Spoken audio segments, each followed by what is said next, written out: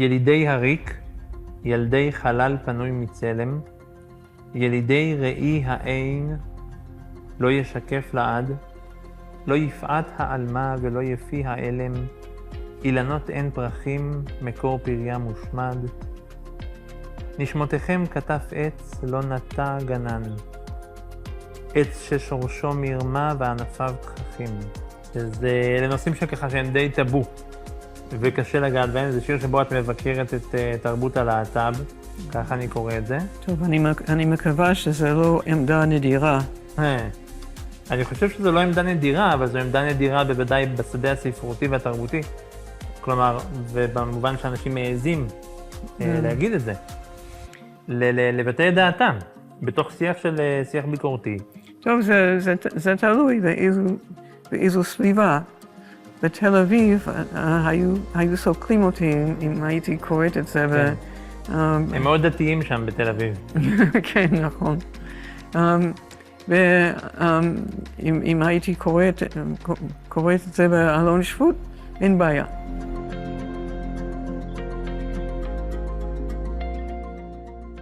שלום אסתר. שלום אל חי. שלום לקהל. אנחנו כאן שוב בעדכון גרסה, ההסכת שמבקש לעשות איתחול לתרבות הישראלית. עדכון גרסה. לא למחוק, לא לזרוק, בסך הכל לעדכן את הגרסה לגמרי. אז נמצאת איתי כאן אסתר, איזה כיף. ואנחנו פה בשיחת סלון, אחרי דרך ארוכה שעברנו. שימו לב, בעיר מצור, מבחר וחדשים, מאת אסתר קמרון, ספר קטן המידה ורב המעלה, שאני מאוד מתרגש לאחוז בו. בעיר מצור הוא בעצם הכותר השני של סדרת אטום בהוצאת בית אורי צבי, בית אורי צבי הוצאה לאור. רונן שובל היה הראשון עם הדין והחשבון, דוח חקירה ספרותי על טבח שמחת תורה, וכל 100 השנים שקדמו לו, ועכשיו בעיר מצור. חשבתי אסתר לקפוץ איתך מיד אל תוך המים. איך נכיר אותך? אז יש לנו שיר. בקיצור, קמרון אסתר, זה שם השיר. ויש לנו אחר כך ציטטה של ויסלבה שימבורסקה, על הקורות להיות קצרות. את רוצה לקרוא? שאני אקרא? אולי אתה תקרא. אתה תקרא יותר טוב ממני. אני לא בטוח, אבל אני יודע שגם זה מורכב עבורך. הנושא הזה של לדבר על עצמך, קודם כל. את אומרת, אני לא העניין, השירה היא העניין. אני מכיר את הדור האידיאליסטי הזה, אבל את חשובה לנו היום. בסדר. אז אני אקרא את השיר, ואז את תאמרי כמה דברים להגנתך. בסדר. בקיצור, קמרון אסתר. על הקורות להיות קצרות, ויסלבה שימבורסקה. לכתוב בקיצור על עצמי, ויסלבה, זאת לא בעיה. האבות היו לי, אבל לא נישואים. ילדיי נולדו לאחרות. תמיד עקבתי אחרי עצמי מרחוק. אישה תמירה, ברט, מבט נבון, עצוב ומשועשע לחילופין, אף ארוך ישר עדיין, פה גדול, צורתו התשתשה מעט, כפלים לצדדיו, חולצת גולף, חצאית עד אמצע השוק, נעליים ספורטיביות, עגילים, ביטוי לרצון להמשיך לתרום יופי. פעם רציתי לכתוב סיפור. התחלתי. אישה יושבת בחדר, וכבר המעצור, כי לא יכולתי לדמיין שמישהו לשם ייכנס. המשורר אוסיפ מנדלשטם אמר, ביוגרפיה של אינטלקטואל היא רשימת הספרים שאותו אינטלקטואל קרא. יש לי רשימה כזאת, ומילאתי בכתב המון דפי נייר שהמכונות כבר שואגות לגרוס. תודה. מי את, קמרון אסתר? טוב, אני אישה מבוגרת כפי שרואים. הגעתי לכאן מאמריקה כפי ששומעים. אז לא כל כך רואים ולא כל כך שומעים. גם לגבי המבוגרת וגם לגבי אמריקה, העברית שלך. אתמול אני רציתי לקנות ספר בחנות. לפני שאפתח פה, המוכר דיבר אליי באנגלית. יודעים. ואת נולדת אי אז, אי שם? כן. באמריקה? כן. איפה? ניו יורק. אבל גדלתי במדיסון, וויסקונסין, שזה רחוק מניו יורק, די פרובינציאלי. זהו, מה זה אומר לישראלים כמונו? חוויות ילדות, במובן של ההשפעה עלייך כמשוררת. תארי לי את הדמות הזו של ילדה, נערה. אני ממש מעדיפה לשכוח. היה לי מאוד לא נעים במדיסון. אולי בגלל זה, סוף סוף הגעתי הנה. אני התחלתי אז להבין מה זה כאשר אנשים מאשימים לך במשהו ולא עשית שום דבר. מה, זה חוויה... זו חוויה להיות שונה. נולדת כלא יהודייה. נכון. המשכתי לאט לאט אל היהודים ואל היהדות. אחד מן התחנות היה קפקא, שהתחלתי לקרוא באוניברסיטה. וואו. ואז היה במשפט, יש שם משל הזה על האיש שממתין לפני השער, הוא אף פעם לא נכנס, בסוף נאמר לו שהיה שער שהיה מיועד רק לו. אז זה כמובן מאוד אפל, מאוד קפקאי ומאוד מיואש, אבל הרגשתי, וואו, יש שער לכל אחד. אז ראיתי קצת מן האור שזורם מן התורה. ואז כמובן התחלתי לקרוא את השירים של פאול סלן, וזה ממש תפס אותי. ובקשר איתו אני קראתי גם את האור הגנוז של בובר ואת הדברים הקבליים של גרשום שולם. קפקא היה זה שפתח לך את השער ליהדות. אחד מן הדברים. כן, חיבור ראשוני. כן. שבעצם את השער לעצמך. יש לך גם שירים כאן לפני השער, נכון? אבל זה נושא אחר. דווקא שער של סוף ימים. כן, בדיוק. אז אני עברתי אירוע לב. זמן קצר אחר כך היה יום כיפור, וכל מיני מאורעות פוליטיים לא כל כך משמחים. באותו זמן אנחנו כללנו את השיר הזה בספר, ואני חושבת שזה הייתה בו תחושה של הבאות. אז אנחנו תמיד לומדים לפני איזה שער. כן. אבל דווקא קפקא מציג עולם כאוטי, של בדידות. טוב, ולזה התחברתי. כן, נכון, לעצם הדיבור הזה על המעמד הזה של האדם היחיד, שזה במובן מסוים גם המעמד היהודי בעולם. כן, כן. למדת ספרות באוניברסיטה? כן. תמיד כתבת, אסתר? כן, מילדות. סיפורים, שירים? שירים. אני לא יכולה לכתוב סיפורת, אין לי את האפליקציה הזו. את הפיצ'ר. אז היית סטודנטית לספרות, וככה נחשפת לצלן? את זוכרת את הרגע? היה פרופסור שם, הוא היה יהודי ומומחה לקפקא דווקא. הוא התעניין בי ורצה להיות מנחה. כן. והתלבטנו על מה אני אכתוב. בזמן מה לא מצאנו שום דבר. ואז ביום אחד הוא אמר לי, את חייבת לכתוב על פאול סלן. הוא הזמין אותי למשרד שלו ופתח לפניי את הספר השני של סלן, מסף אל סף, והראה לי את השיר הראשון. אני אמרתי לו, זה מאוד יפה, אני לא מבינה. והוא אמר, את מבינה. זה לקח לי זמן להבין מה אני מבינה, אבל כמובן אני לא מתיימרת להבין את הכל, גם היום.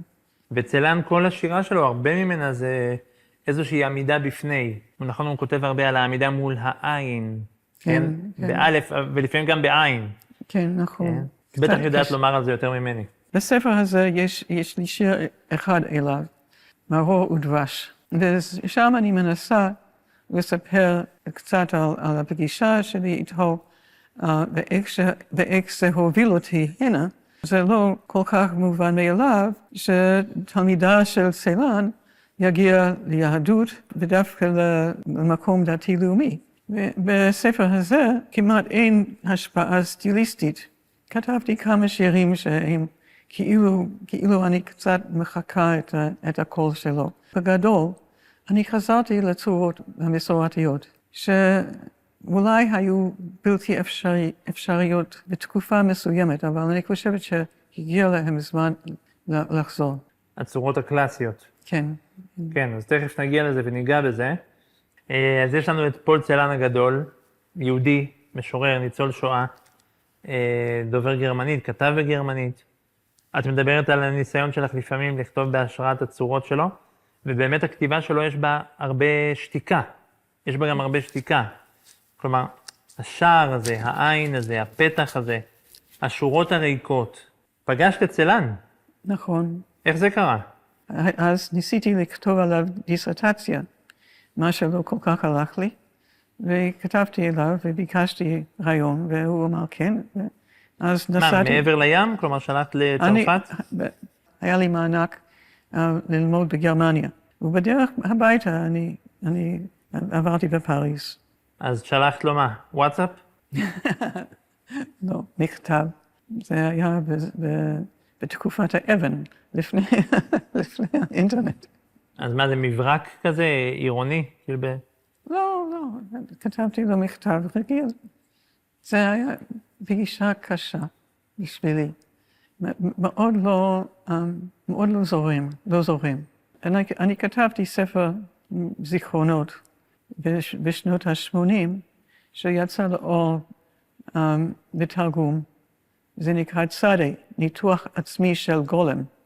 ושם יש לי 10 עמודים של זיכרונות על הפגישה הזאת. ויש אנשים שקוראים את זה ואומרים לי, מה היה העניין? אז אני מזמינה את כל מי שזה מסקרן אותו, למצוא את הספר הזה. בספרייה הלאומית אולי? כן, הוא בספרייה הלאומית כמובן. הוא יצא לאור בקיבוץ המאוחד. צדה ניתוח עצמי של גולם. ואז אפשר לקרוא את כל הסיפור הזה. וזה כמובן מזכיר לנו את הגולם הקפקאי. זה היה אמור להזכיר את הגולם של המערב. אז את אומרת שבעבר עשית מהלכים כאלה של התבוננות עצמית כן, בוודאי, הרבה. קצת נמאס לי מזה.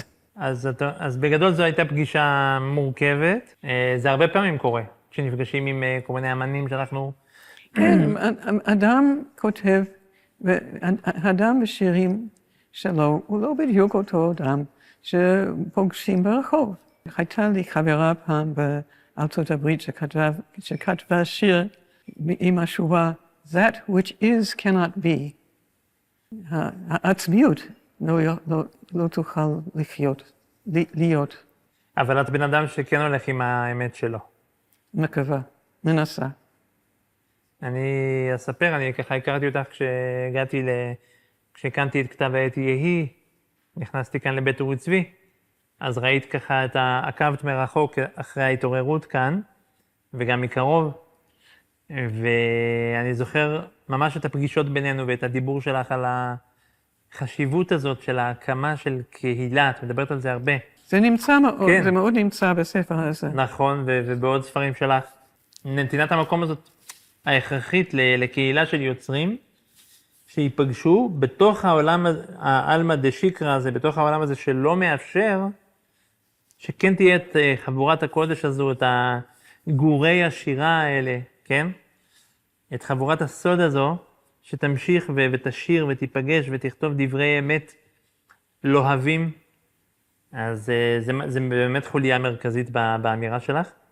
ואני מרגיש ממש שאת ככה, את אולי מגיעה מוויסקונסין או מניו יורק, אבל את אבן מאבני ירושלים, אבל אבן כזו שמסתובבת, שנעה, שנודדת כאן עם המקל שלך, וחוצה את ים העיר, קורעת את הים של הרחובות.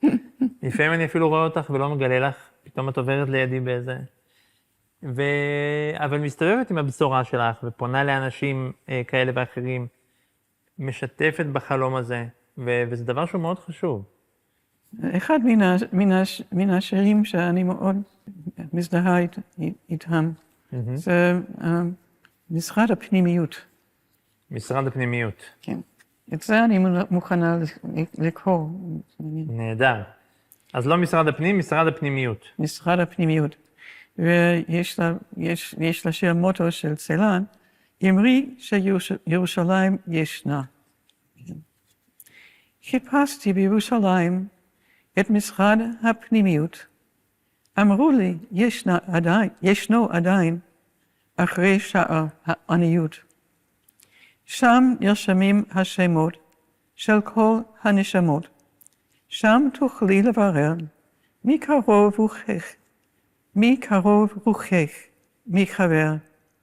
תמיד יש עם מי לדבר. שם על המסכים מעלים שורשי כל המעשים. רק שפת האמת שומעים, וכמים פנים אל פנים. תמיד יש קבלת פנים. היה מורה דרך, הוא נס לי, ועמוק המקום כמים. את משרד הפנימיות חיפשתי בך, ירושלים. זהו. משרד הפנימיות, וצלה נמצא פה, נכון? מורה הדרך שנס, כן? נותן איזו קריאת כיוון ונס. אגב, צלן הגיע לפה פעם אחת, נכון, לירושלים אחרי 6 הימים, נכון. וזה גם לא היה ביקור מוצלח כל כך. כנראה, כן. זה היה גדול עליו. מעט אחר כך הוא התאבד, ככל הנראה. אמרי שירושלים ישנה, ככה הוא אומר, פול צלן. כן, זה אחד מן השירים שצמחו מן הביקור הזה. אני אקרא עוד שיר שנקרא בוערת. אוקיי. מתחיל עם מובאה, מן שושנה, דה כנסת ישראל. שושנה, מספר, אסתר. הקדמת הזוהר, דף א' עמוד א', עם פירוש מתוק מדבש. ראיתי את השושנה בוערת, וכל מן השושנה קרא בשמי. לכבות את האש בדמעותיי? לא, היכנסי לשושנה, בערי את. וואו, זה נדיר אצלך שירים קצרים, שירים כל כך קצרים, זה די נדיר, אצלך, ויש לנו פה את השושנה, סמל קבלי וצלני, חשוב מאוד, זה ממש כמו הסנה. נכון, לא חשבתי על זה, אבל נכון. גם אני לא, עד לרגע זה. אבל בשם המענה, בשם ההיענות שלך לבשורה, את נאלצת לשרוף משהו. כולנו נשרפים בחיים, אין מנוס. וראינו קודם כשקראת את האופן שבו את מקריאה בגלל המשקל, בגלל הצורות הקלאסיות. התחלת לדבר על זה. יש את השיר, בעצם הספר מחולק לשני חלקים, מבחר וחדשים. לי היה חשוב לאסוף כעורך מבחר מתוך ספרייך האחרונים בעיקר, כדי לתת לקורא העברי, על ידינו, על ידי בית אורי צבי, איזה תמצית כזו, תרכיז מיטבי, לעניות דעתי, ואת השירים החדשים, שהם שירים שקשורים למלחמה. אנחנו תכף נגיע גם לשם, למלחמה, לרפורמה, לתקופה הזו, המורכבת, המטלטלת מאוד. אבל השער הראשון נקרא לפני שער, השער השני נקרא בעיר מצור. אנחנו גם מאוד מודים למעצב שלנו, אהרון פרידמן, שעשה עבודה נפלאה. ממש, ממש. עם הספר הזה. הספר מתחיל בכליל קורונה. כן. מה זה כליל קורונה, אסתר?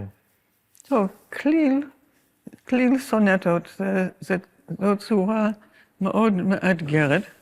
צריך לכתוב 14 סונטות עם חירוז מאוד מתוחם, ואחר כך לשלב את כל השורות הראשונות לסונטה סופית. עשיתי את זה כבר פעם אחת באנגלית. בימים הראשונים של הקורונה, מישהי אמרה לי, את חייבת לכתוב סונטה על הקורונה. היא ידעה שאני כותבת סונטות. ואז משהו הזכיר לי את הפעם הראשונה שכתבתי כליל סונטות, והיה ברור לי שאני צריכה לכתוב כליל סונטות על הקורונה. כליל סונטות באנגלית זה גם קורונה. בעזרת השם עשיתי את זה. שייקספיר היה הראשון שיצר כך או שזה... הוא אפילו לא ידע על זה. אני לא זוכרת באיזו מאה, אבל זה היה יחסית מאוחר, שאיזה איש אקדמיה איטלקי חשב שזה רעיון מעניין, ואז משוררים ניסו לעשות את זה. יש את צ'רניחובסקי שלנו, שעשה את זה? בדיוק, כן. וגם אחרים, יש ויקי על זה. זה לא מזכיר אותי עדיין, צריך להוסיף אותי. נכון. אז זה שיר מאוד מורכב של בעצם 15 חלקים, כאשר החלק האחרון בנוי מהפתיחות של כולם, ושמחתי לפתוח עם זה את הספר, כי את נותנת משקל מאוד חשוב למשקל, לכתיבה השקולה, הקלאסית למיניה. אז כליל קורונה, אפשר ככה לקרוא את הבית הראשון, אז ככה נפתח הספר. כן. כליל קורונה. כמובן הכתר הוא גם כן סמל חשוב אצלך, ובשירת צלן. הכתר. זה מונח קבלי. כן, ספירה. שהרי זה לעומת זה עשה אלוהים, וכמו שישנן 10 ספירות דקדושה, ישנן 10 קליפות דמסעבותא. מתוך פירוש בית שער לשערי אורה. א', כתר ישנו, קדוש, נסתר, עליון, שמענו, הוא מקור כל הערה, לרצון אדם דבק בטהרה, גרעין כל היגיון, כל חיזיון. אך זה לעומת זה, צר בחביון סודו.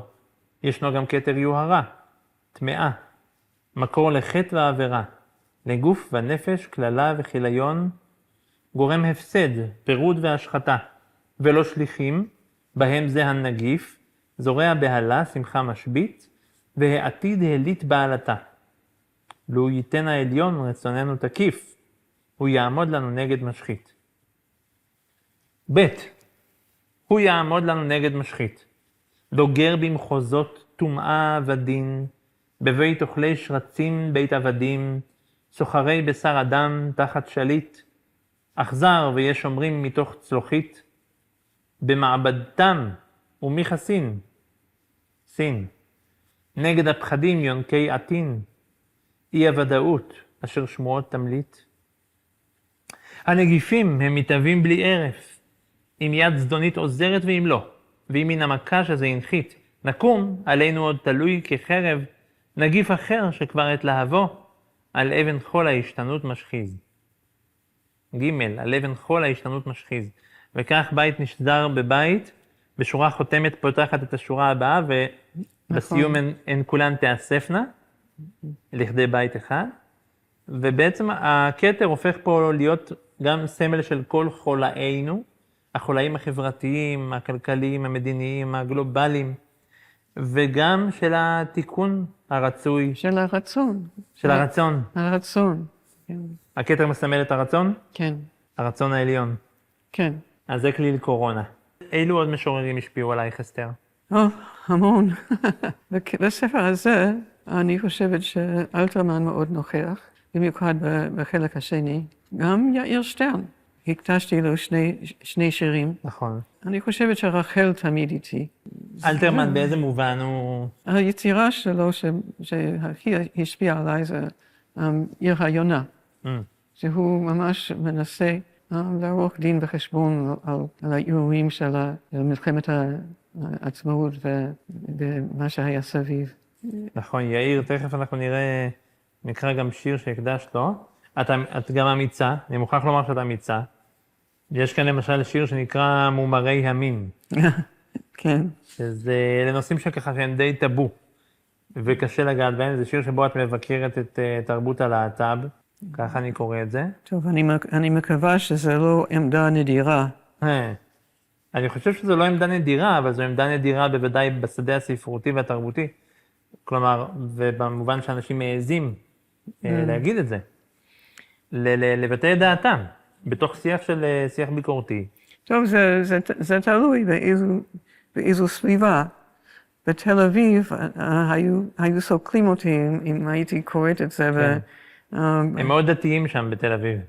כן, נכון. ואם הייתי קוראת את זה באלון שבות, אין בעיה.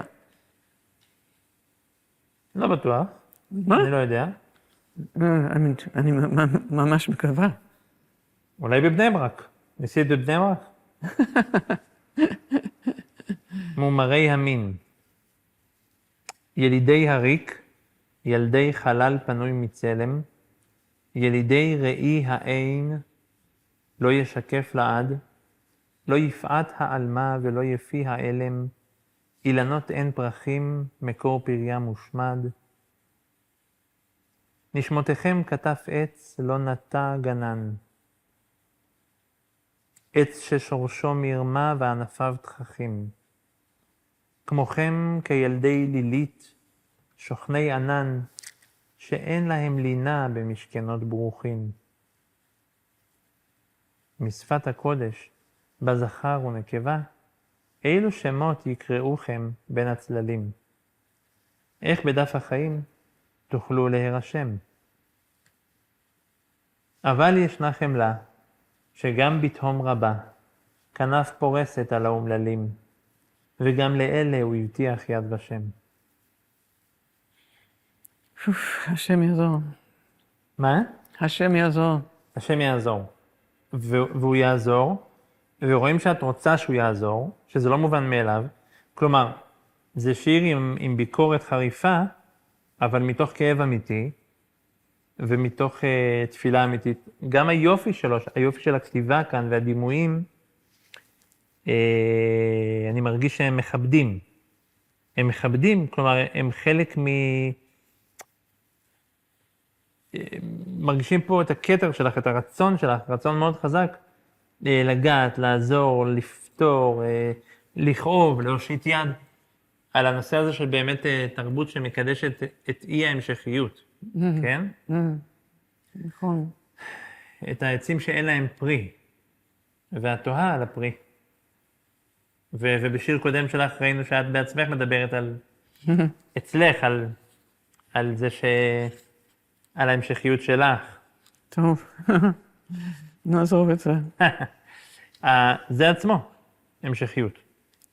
בעזרת השם. השירים, המילים, בטח. ובאמת עכשיו נעבור ברשותך כמובן, ואת מוזמנת לחתוך אותי ולומר שירים אחרים שאת רוצה לקרוא, או... טוב, חשוב לי לקרוא המנון ללא צבא. זה פשוט מין יומן מלחמה בשירים. מתי התחלת לכתוב את זה? מיד עם פרוץ המלחמה. כן, לא היה לך איזו תקופה כזו של אלם באלף? לא, דווקא כתבתי הרבה בתקופת המלחמה. עכשיו יש לי קצת תקופה של אלם. בזמן המלחמה הייתה תחושה שאנחנו נלחמים בעד הטוב ונתגבר ונתבהר שיש מאמצות בעולם שלא כל כך מרשימות את זה. המדינות אחרות בעולם. כן, כן. ועכשיו, באחד מן השירים האחרונים, גם מנסה להתמודד עם זה, כן? כי מלבד תפילתי בידי נותר לי מה עוד? רק רצונך הבורא שתבל תעמוד. כלומר, תחושה שהכל יכול להתמוטט ובר חלוף, מלבד הרצון של הבורא שמחזיק? כן. את הדברים? כן. המנון ללא צבא, ליאיר שטרן, השם ינקום דמו. אחי, אל נחשוב שהגענו לחוף המולדת לחיות ככל עם, כי פה יש שכנים שחפצם להדוף כל אח ואחות אל הים, וגם בקרבנו יש אח ואחות, מבקשים עם שונאינו שלום, ואותנו יאהבו לשנוא ולדחות, למען שב החלום.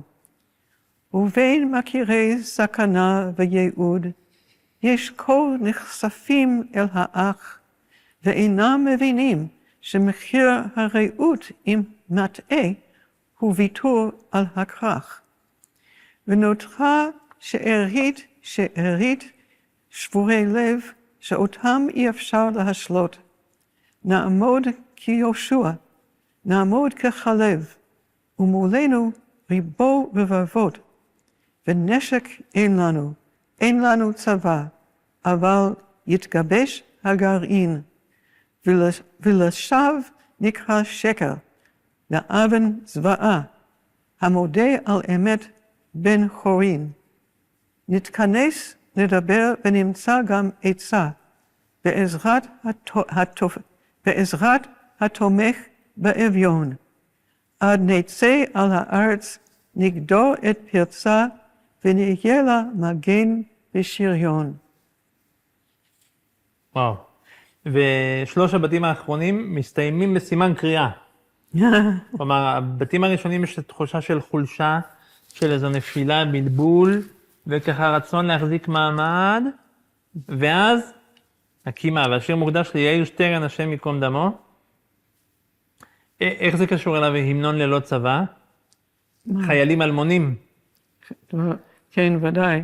אני לא יודעת אם היה אפשר ממש לשיר את ההמנון הזה שאני כתבתי, אבל אשמח אם ישמעו את חיילים אלמונים ברקע. חיילים אלמונים, הננו בלי מדים. נכון? אז זאת אומרת, שלא נחשוב שהגענו לחוף המולדת לחיות ככל עם, יש פה שכנים שרוצים לזרוק אותנו לים, וגם בתוכנו, בכל בית את מוסיפה עוד נדבך של המורכבות, יש אח ואחות שרוצים שלום עם האויב, ולכן מוכנים אותנו, כן, האותנו הזה, יש איזה קולקטיב כזה, שאותו יובו לשנוא ולדחות למען שווא החלום של השלום. בשם כל מיני דמיונות, ישנאו אותנו, חלק מהעם.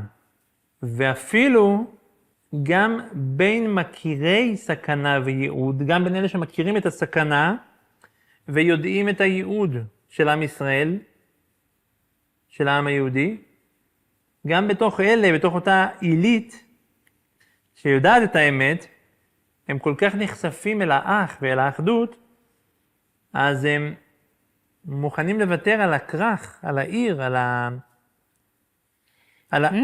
אחד מהם אמר שהוא מוכן לוותר על ביתו, באחד מן ערי יהודה ושומרון, אם תהיה אחדות. עצם הציור הוא מופרך. כן, באמת. אבל לוותר על הבית שלך בשביל האחדות, זה... כל התשתית של החשיבה היא מאוד בעייתית.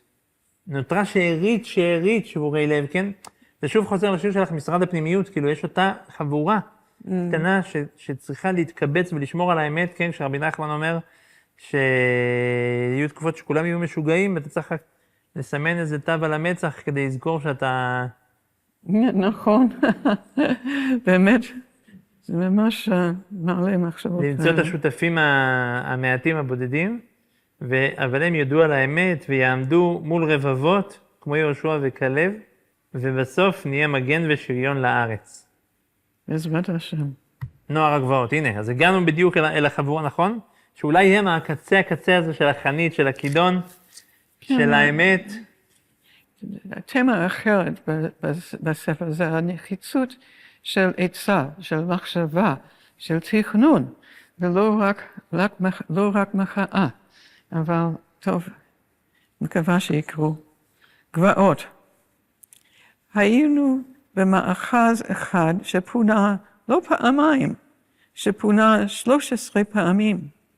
אחר כך, בגשר נהריים, שם בלמו 2 צבאות עלי זרמים. ורבי נחמן אמר, אסור להתייאש, עשה כאילו, החלט שאתה מאמין. נהל את הקרב היומי עם מה שיש, באור דורות לוחמים. ההפנמת אתה כי השם איש מלחמה, הוא השקט המאיר בשעון הקרב על הנשמה, על האדמה, בשדות המחשבה, כעל הרי שומרון.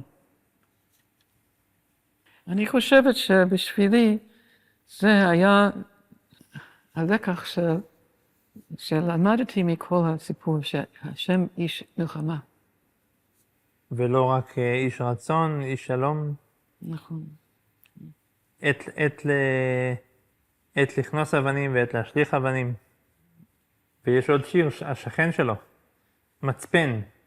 כן. שכנו בספר. קרב בצפון וקרב בדרום, קרב בתהום וקרב במרום, קרב ממזרח וממערב, וגם בלב האדם, קרב. החצאי נפשי אל גבעות השומרון, שם עבודה, שם עמל ורון, מראה רחוק עד ים ונהר, וכחול ולבן בראש ההר. יש לי צילום של דגל ישראלי בראש ההר. עוד שיר שנורא אהבתי, על שרת החוץ ג'ולי, יפה וצרפתית. קנדה תפסיק לשלוח לישראל נשק. כל זה שם השיר. שרת החוץ ג'ולי, יפה בצרפתית, קנדה תפסיק לשלוח לישראל נשק. היא חמודה, השרונת הזאת, כמו פרזה של ולס של שופן. אך לחיוכה, לתסרוקתה, אחי, יש עוד פן. אוי לנחשים ולעקרבים שמאחורי הפה הרך. איך אוכל מעתה התענג על לחן של שוברט או באך? להתפלא מרנואר ומונה, כמו לטעום מאכל אסקרגו. הו כמה מאוס כל הגן היפה, תמיד היו שרצים בגו. הגויים, כן? שהזכרת שהם אוהבים אותנו נטבחים בשמחת תורה, אבל ברגע שמתחילים להשיב מלחמה שערה, הדברים מתהפכים. בשלב מוקדם של התקרבותי ליהדות, אני שמעתי שירים יפהפים של הזמר היווני תיאודורקס על השואה. ונתברר שהוא אחד מן האויבים הגדולים שלנו. וואו. ואני אומר לך גם שמי שתרגם את המרידיאן של פאול סלן, בגלל זה היה אי אפשר לי לפרסם את התרגום שלי, פייר ג'ורס הוא גם אויב שלנו, הוא היה, הוא נפטר. בשבילי זה דבר מאוד קשה, כי כמובן אני גדלתי על התרבות המערבית, ואני עדיין אוהבת אותה, אבל, כן. לגלות את השרצים בגו, את הקלקול שמסתתר שם בפנים. כן. ועוד שיר אחד, אסתר, שאני חייב לקרוא. אוקיי. זה שיר ממש מיוחד, סוף כל סוף. אוקיי. נמצא רגע לפני חיתום הספר, וזה הולך כך. ציר אחרון, תעלה נפתחת. ייכנס שריון לעיר השחת. לו יהי תם, עד הסוף, עד הים. קודקוד, בן זכר, חי וקיים. זה היה הרגע הזה, כן, שחשבנו ממש שנכבוש את עזה ושלום על ישראל. ואז כמובן המעצמות נכון. החליטו אחרת. כן, המעצמות שאנחנו נענים להם, זה נורא יפה שבנית את זה. כי ציר אחרון, יש לנו פה לידה, כן. ציר אחרון, תעלה נפתחת וגם, אבל זה גם מושגים צבאיים, ציר, כן? פותחים ציר, נכנסים לציר. ייכנס שריון לעיר השחת, כן? כניסה, יציאה, הכיוונים כאן ככה מתחלפים. לו יהי תם, כל הרשע הזה, שם. כמו שאבידה בכר אמר, אני רוצה לראות את הים, מקיבוץ בארי. לו יהי תם, עד הסוף, עד הים. קודקוד, שני מקפים, קודקוד זה גם מושג שהוא גם צבאי. את זה לא ידעתי. זה בעצם מפקד. קודקוד, שני מקפים, בן זכר, שני מקפים, חי וקיים. אז יש פה משהו שנולד, שזה גם לא חשוב רק הניצחון, המלחמה, המחיקה של האויב, אלא מה ייוולד מתוך כל זה? מה המדרגה הבאה? כל כך קיווינו באותם ימים. טוב, אני מנסה בשירים האלה ממש להשאיר תיעוד סייסמוגרפי של כל מה שעברנו בימים האלה, ואני מקווה שנצא מזה למקום טוב, וכפי שווירגל אמר, אולי באחד הימים גם אלה יהיה טוב לזכור. מי אמר? ורגל. ורגליוס? ורגליוס, וירג'ל. אז מה הוא אמר? פורסטן את הייק נמניסי יובבת. אולי באחד הימים יהיה טוב לזכור גם את אלה. הכל הולך אחר החיתום. נכון. וכאן החיתום הוא איזשהו משיח שנולד. כן, ואני חושבת שדבר אחד שמאמינה בשיר הזה, שבעצם השיר נכתב מנקודת המבט של החיתום. עם איזו נקודה מעבר להווה. ואני מקווה שזה עוזר. ומי שיקרא את השער הזה במלואו ממש, יעבור איתך את הטלטלה הזו של יש איזה רגע שהנה, זו מלחמה בשיא הגדלות, ואנחנו מתקנים עכשיו את הכל, תחושה של יציאה מתוך המשבר אל לידה גדולה, ואז הנפילה, אוי, לא קורה כלום, הפסקנו באיראן, עצרנו בזה, חוזרים לדשדש בבוץ התודעתי שלנו, ואנחנו מגיעים אל החיתום, אסתר, אל החיתום של השיחה שלנו. אוקיי. אני רוצה לשאול אותך, מה את מאחלת לעצמך בכלל, ובהיבט הספרותי, תרבותי, יצירתי בפרט, ולשירה העברית? אני מקווה שמתחיל זמן שבו יותר ויותר משוררים יכתבו בצורות הקלאסיות, ויקשרו את זה בנאמנות לעם, לתורה, לתיקון העולם במלכות שדי.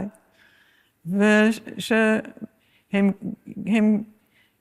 גם יכבשו בחזרה את מקומם בחיים התרבותיים של העם. ומאחלת לכולנו שנמצא דרכים טובים שנוכל לצאת מכמה דבוסים שבהם אנחנו לכודים, וממש לקדש משהו. ולעצמך, בספר הבא?